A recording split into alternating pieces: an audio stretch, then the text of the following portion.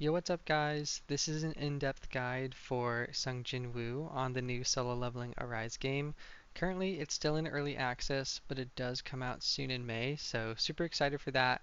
And this should be helpful for anybody that's interested in the game or that's just starting out, or even if you're in the mid-game, I think that this should still serve to help out with some of the skills, weapons, artifacts, stats that are going to be best for Sung Jinwoo. Now, of course, there's other parts of the game like hunters and bosses and all that stuff, but that's going to be for some other videos.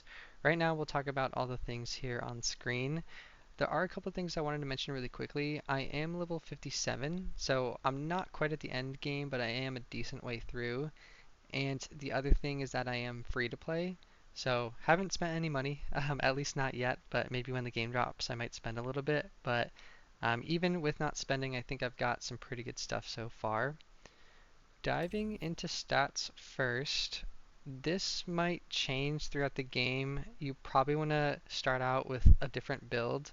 When you're just starting the game, you're really squishy, so you might want to diversify your stats a little bit into attack, vitality, and crit.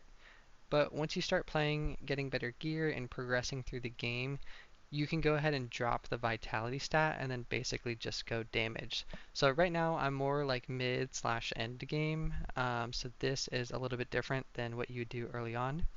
But yeah, attack is the most important. The next most important one is usually precision. This is actually pretty interesting. This increases your base damage, so it just makes the game a lot more consistent. So definitely one that you'll need to invest into. And then the other thing we can take a look at is my stats. Now, they're not perfect. I'm still working on this, but I think the goal is to have 80% precision. You should also go for 50% crit rate and then just as much crit damage as possible.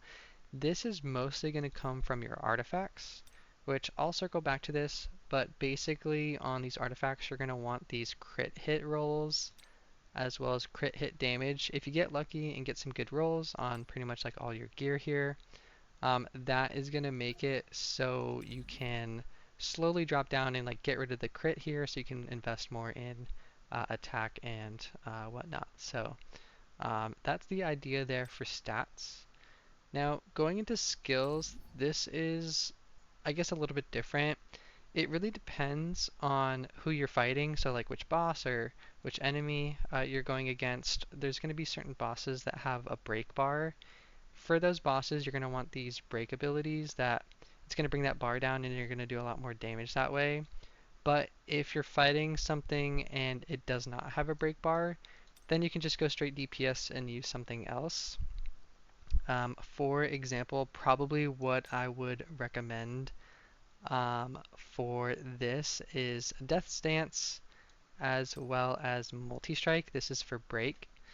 And then if you're not fighting somebody with break, you can just probably go either Vital Strike and or Cutting Rush. So these are the better abilities, and it also depends on which runes you might have.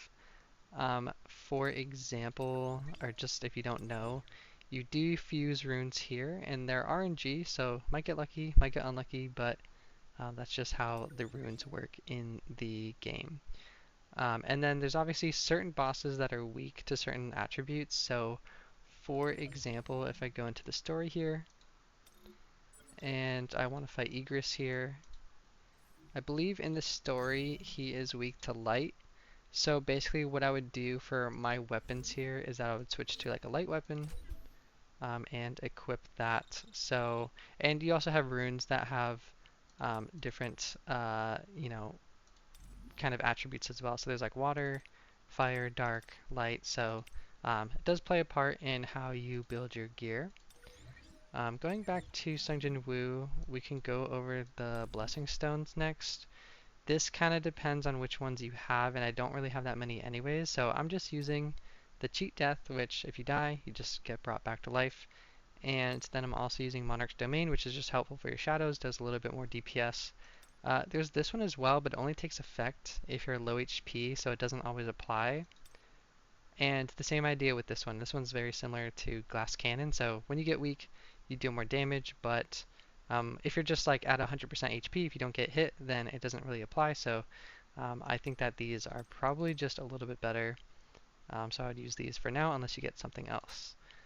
Moving into the artifacts, I'll circle back to the weapons, but artifacts, this can, I mean, you can go about this a few different ways.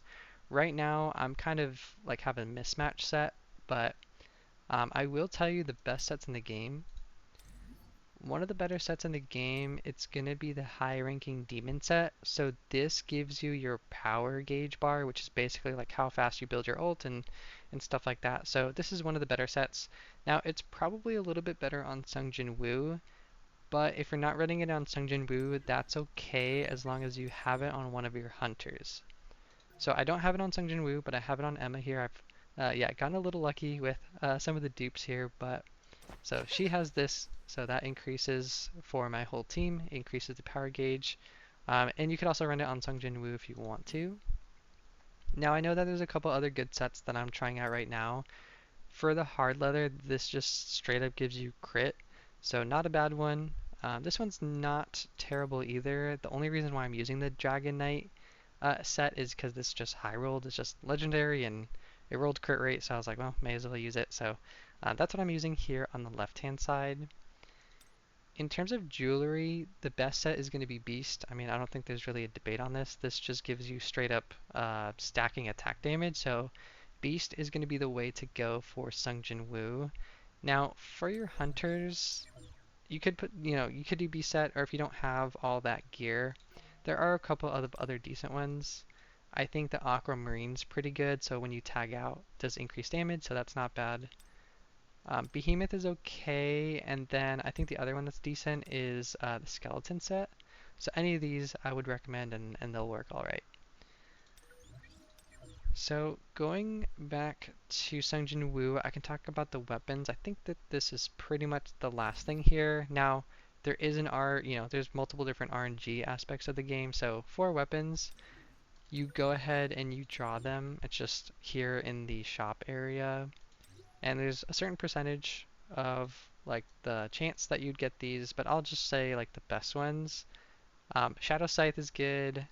The Demonic Flower is good. I don't know how to say this. Thetis Grimoire, it's like the book. That's good. I don't have Demon King's Longsword. I don't even have some of the other ones, but I just know that those are the better sets of weapons. And then what's really cool is just recently, I just got the Moon Shadow, so this is really good as well. It basically like slows time when you're attacking the enemy, so that's pretty cool. And then I think the best SR in the game, so if you don't have all these SSRs, that's okay. I would try to go for Westwind. This is the best sniper in the game. It does a lot of damage. Even as the SR, it's probably just as good, if not better, than the SSRs.